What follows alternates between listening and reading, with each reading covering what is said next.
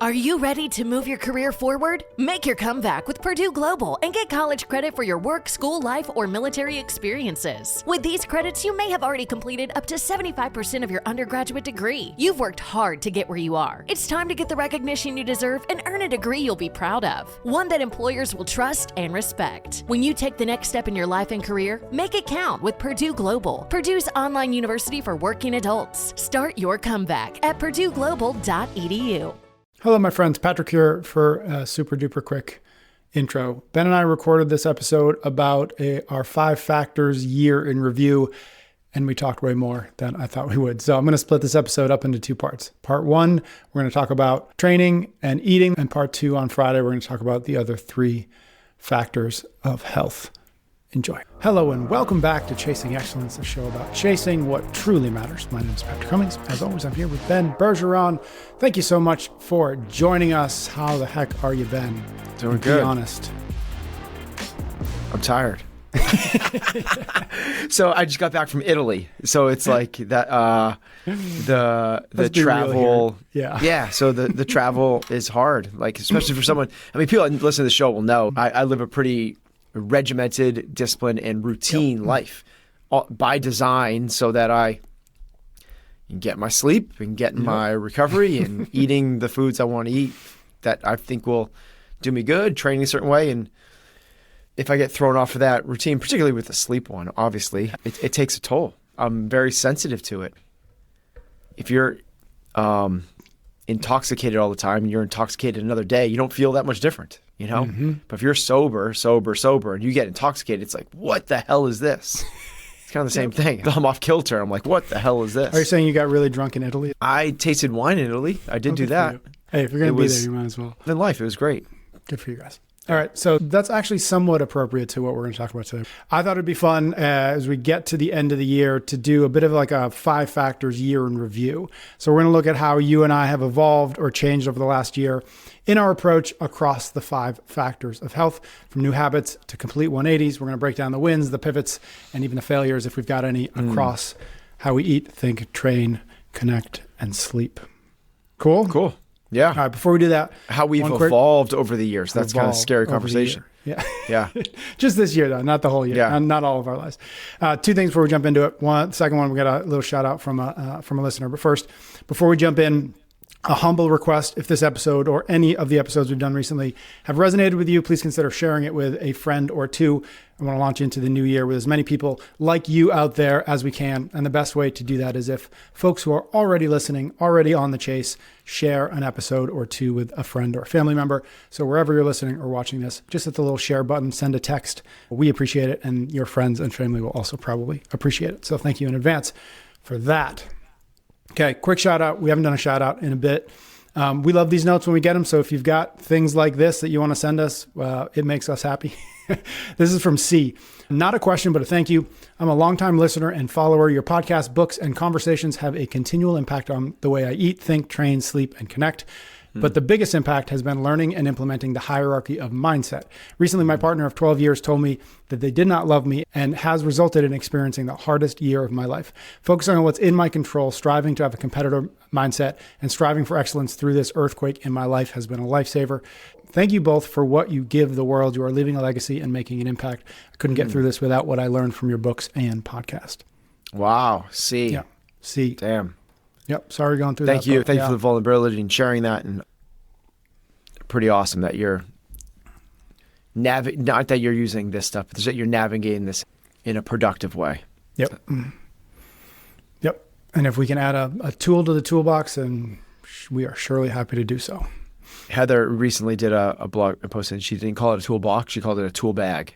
I was like, just so you know, a tool bag is kind of like a douchebag. Like it's like a put down that you give like somebody in like middle school. Like, listen here, tool bag. She's like, whatever. I've already published it. I'm keeping it. No going backwards with that. No going back. But all right. For future note. Future note, yeah. It's a box. Let's jump into the first one. I thought we'd do the biggest one first. At least the biggest one for me was the train bucket this year. I can start, you can start, but let's jump in. Anything worth noting as to what you did differently, what you focused on differently, what you stopped doing this year that you've done in the past that is worth mentioning that folks might get some value out of? Well, this year, in terms of the training, I made more progress in this year than I have in the previous, at least 10. So 2010. Yeah, 2014. I had back surgery in 2014. Yes. I had a lower back fusion. And since then, prior to that, I had competed at the games on a team and was pretty high level fitness. That set me up for a quick recovery, but I also didn't recoup a lot of the fitness I had until this year. And so this, I posted something about this recently in terms of the kind of the across the spectrum in terms of the gains that I've had over this year. My VO2 max was phenomenal when I got tested at Human Performance Health.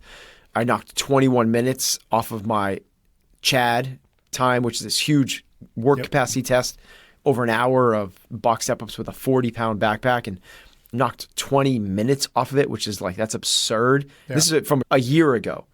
And then, my strength numbers are as good as they've been since pre-surgery. So this has been a really good year for me in terms of the things that I changed in order to reclaim a lot of that capacity. Was really simply a year of following structured training that we publish on CompTrain. Mm-hmm. That honestly, some of the training is really, really fun and engaging, really fun. Some of it is just bro sesh, pump, bicep curls and Bulgarian split squats, accessory work. And then some of it is we call it grunt work. Mm-hmm. It's just pushing sleds and carrying weights around. I think that the combination of those three things really changed things, especially with another thing that I started doing, which is in the training, which is Sunday run days. Every Sunday in the programming, there's a undulating progression for running. And my running was really poor up until this year. It's not anymore. Just by the third cycle of the running, it was completely different. So that's what I've seen. Probably the biggest changes. People ask me if I'm going to go to the CrossFit because I'm back in the top of the leaderboard for a lot of things, which I haven't been in a very, very long time, and hanging with the 22-year-olds at the gym. Yep. And they ask if I'm going, it's no. I mean, my strength numbers are nowhere near where they should be for that. But considering from where it was to where it is in 12 months, and that's really when I started doing this was 12 months ago, last November, December, it's been a drastic change, both in what I've done, but a drastic change also in the outcomes as well, which, we had this conversation a little while ago, and we talked about how, people said it's about it's the consistency. Yeah. It's not that, because I trained 5 or 6 days a week for 10 years before this. It was this, and you said it well. It's first it has to be consistency. That's going to be the biggest thing. But then you consistently doing, it's that it's compound interest. Mm-hmm. If you're doing something that's returning 5 or 6% versus something that's returning 8, 9, or 10%. Yep. Over the course of a couple of months, couple of weeks, not that big of a difference. Over the course of 12 months, it's huge. It's a massive difference.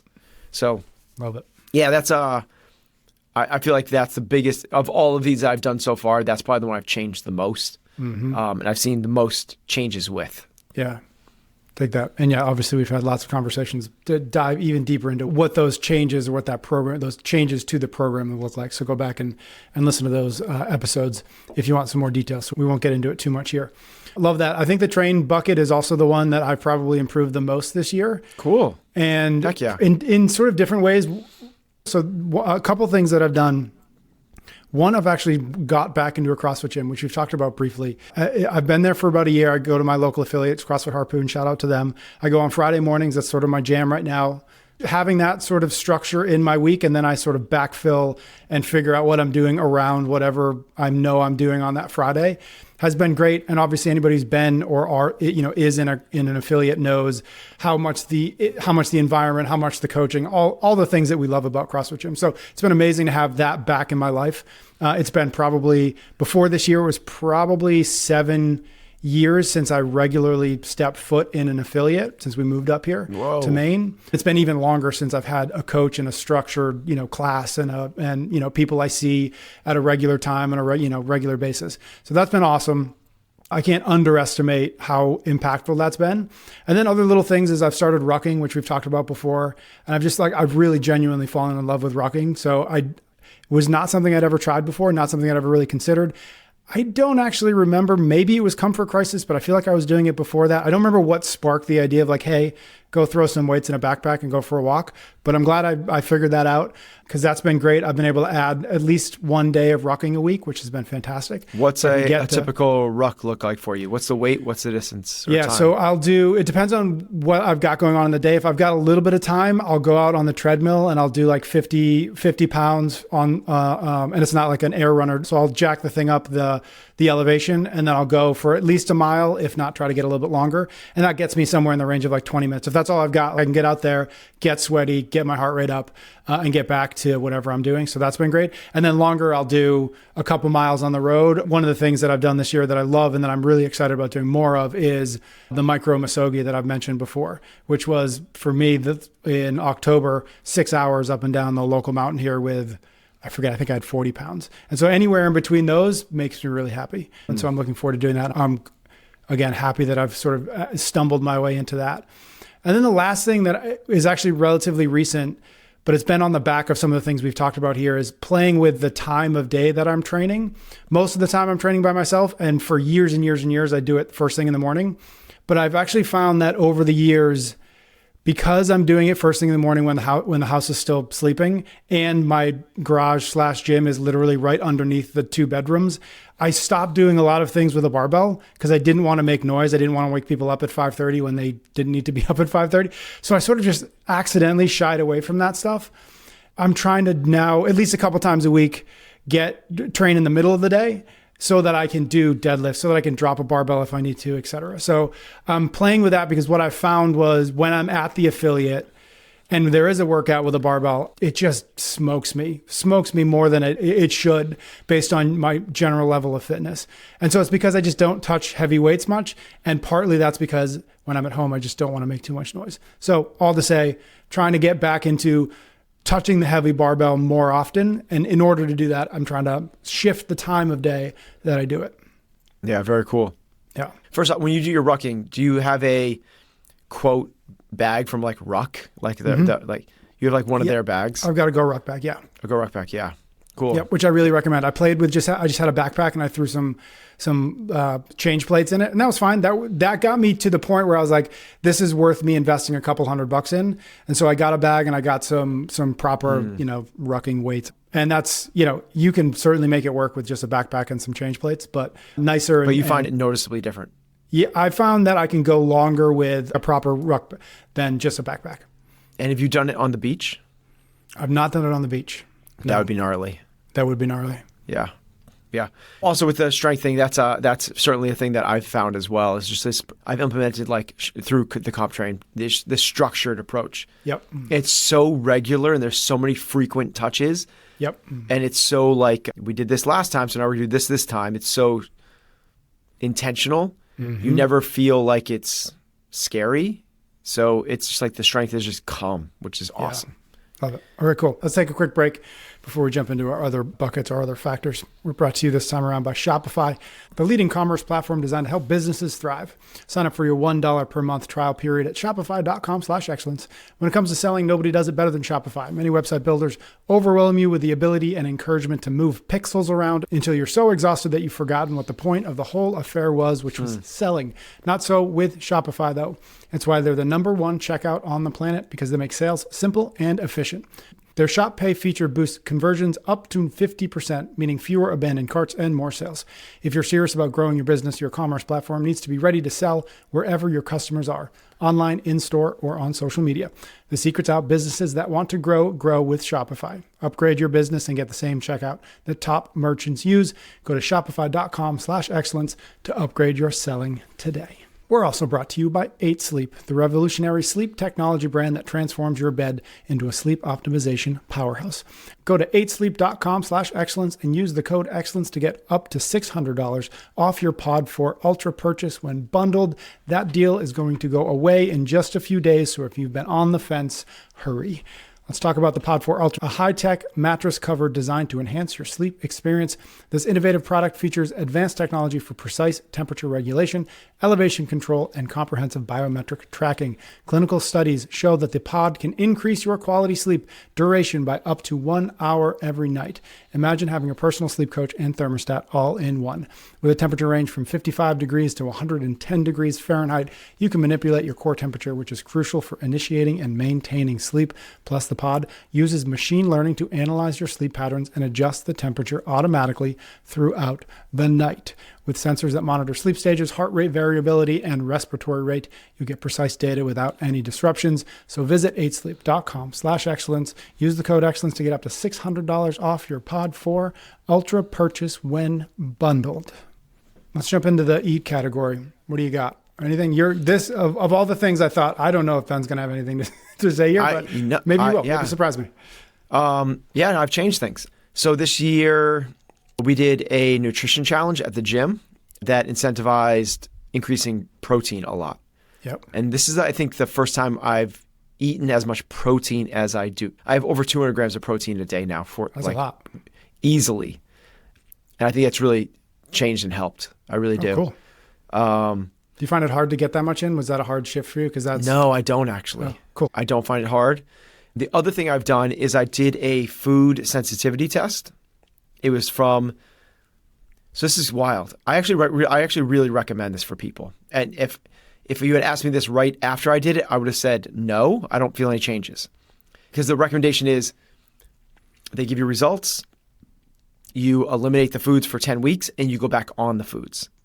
And when I would eliminate them and when I went back on, like all of the things are like, and you'll feel like gut distress. You'll feel your skin will break out. You'll feel stiff. You're going to feel, I didn't have any of that at all. Yet, once somebody says something's not good for me, I have a really hard time going back to it. So even though I didn't feel like any different, I still eliminated the foods. And I felt I do feel very different. So my whole family did. So for me, the test is done through the Feel Good lab. And it's their food inflammation test. It's a blood test that you do at home, and you send it in, and they send you back the results. And it's like, hey, here's the foods it's not an allergy, but here's the foods that you are sensitive to. Mine was red meat, number 1. I'm like, hamburgers and steak, bro. I'm that kind of guy. Eggs was number 2. And then some other things that didn't, pineapple and maybe asparagus or something like that. So I eliminated eggs and red meat. And maybe that combined with the strength stuff and the Sunday run. So it's never one thing, right? But of course, yeah. For whatever reason, this year it's been easier for me to stay lean than normal. Like pretty substantially. Now, there are other things I've done as well, which is obviously I said increase the protein. But another thing I've done is decreased alcohol by a lot. We did another challenge, which was, we did Sober October, which was just not that long ago. But even through the summer and before, I didn't do what I had done in years past. So it became like the rarity instead of the norm. Would be like lots of social gatherings where I would not have any, that would never be the case in the previous handful of years. I was basically where I am now for most of this version of me. I that is like once finding CrossFit. Yep. Like I would have maybe 1 to 3 drinks a month. That would be like the norm for me, and that's where I am again now. It's probably 1 to 3 drinks a month. During COVID, that changed. It changed a lot. So I've gotten back to reducing alcohol. Now, the other interesting thing is what I introduced was people that listen to this know that I'm pretty disciplined in terms of eliminating treats and sweets and junk, processed foods. I introduced a one treat a week. So we, as a the Sunday run day thing it's been really impactful for our family. We do it together. The kids ride bikes and Heather and I go for a run. When we get back, we all go out to breakfast as a family. Really cool. So we just spent an hour out on a rail trail or running in some, then we all go out to breakfast. Even before we shower, we just go right there. Then we have our day, right? And then that night we go out for ice cream. And we do it as a family.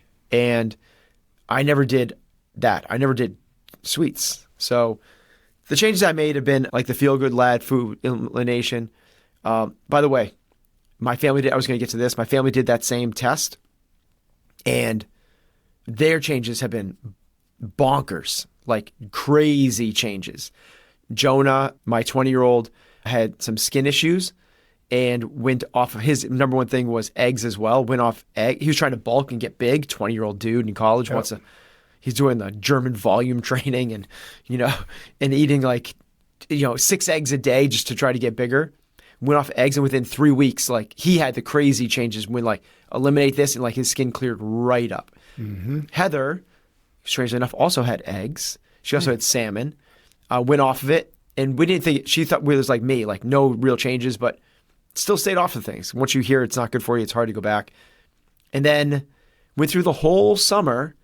And then in the fall, she had some eggs one day and then had salmon by mistake. She just forgot, and she was at a baby shower and they had these little salmon sliders.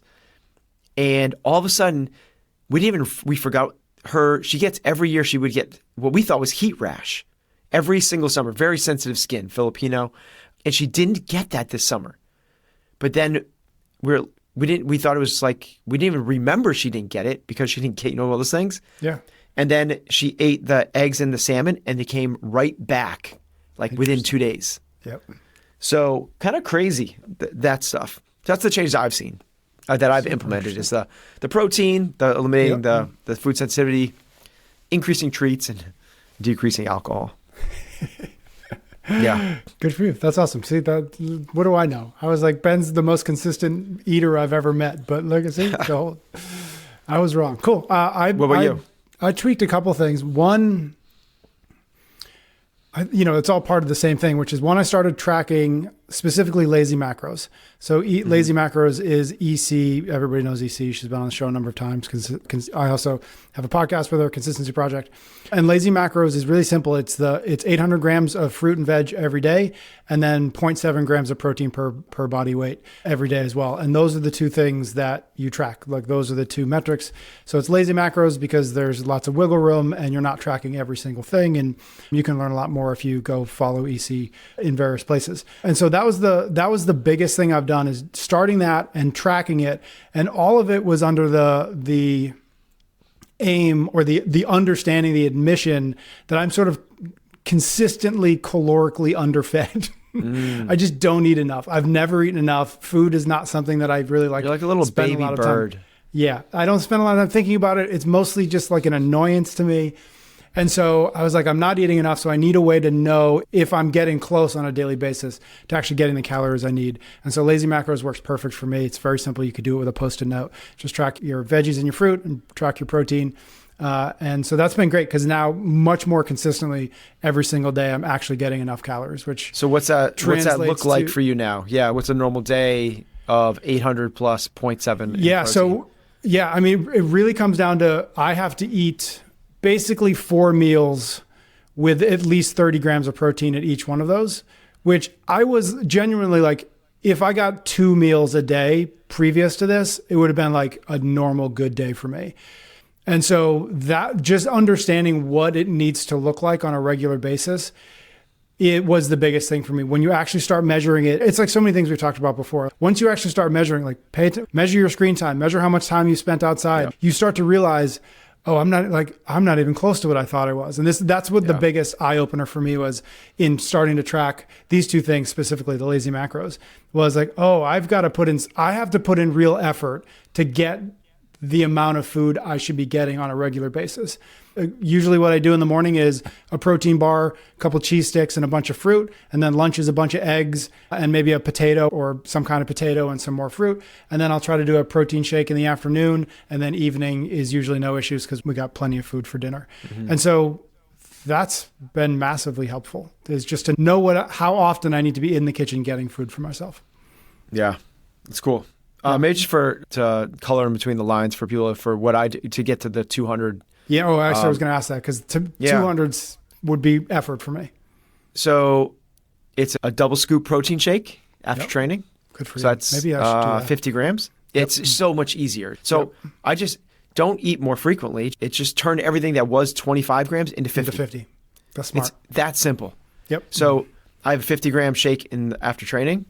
I have a normal sized chicken breast, just for people that is 40 grams. Mm-hmm. So I either have 2 chicken breasts, so it's probably like closer to 60 grams. You can make your money on chicken breasts. Completely. I do tons and tons of chicken breasts. It's also the most efficient. It's just like eating iceberg lettuce if you're trying to lose weight. There's a reason for it. This is if you're trying to increase protein, chicken's the moneymaker for sure. Yeah. And then I do the same thing for dinner, double chicken breast. We cook like 3-4 pounds at a time, and we just have it there. And then I do Greek yogurt, which has 17 grams per serving. So I'll do like a serving and a half or even 2, which gets you 30. And then I scoop of protein, which is another 25. So it's 4 meals of 50 grams each at each one. You have no problems. You have no problems with that much protein powder. No. Cool. Yep. I think that's the thing that I could hear people asking about or thinking like, oh gosh, that's a lot of protein powder. But if you can tolerate it, certainly. Yeah. Yep. Dig that. It's very, very efficient, healthy. There's nothing wrong with it. Efficient, and from a calorie to protein standpoint, this is one of the things I became really aware of this year as well, the calorie to protein ratio of things.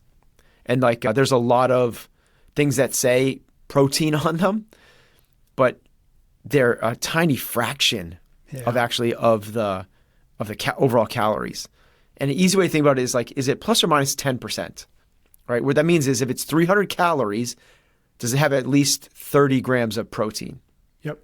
That's pretty darn good. Mm-hmm. If it's upwards of 15%, that's really good. So an example of that would be a scoop of protein will have usually around 230 calories and probably 25 to 30. So that's like 10, 12, 13, 14%. That's really, really efficient protein source. Now, chicken's even better. Chicken's really, really good. I found it very easy to get it in, actually. All right. Like I said at the top of the episode, part 2 is going to drop on Friday. So do make sure you are subscribed or following the show wherever you are listening or watching this so you do not miss anything. Also, check out chasingexcellence.email. Get on our free newsletter list. We've got some cool things coming in the new year.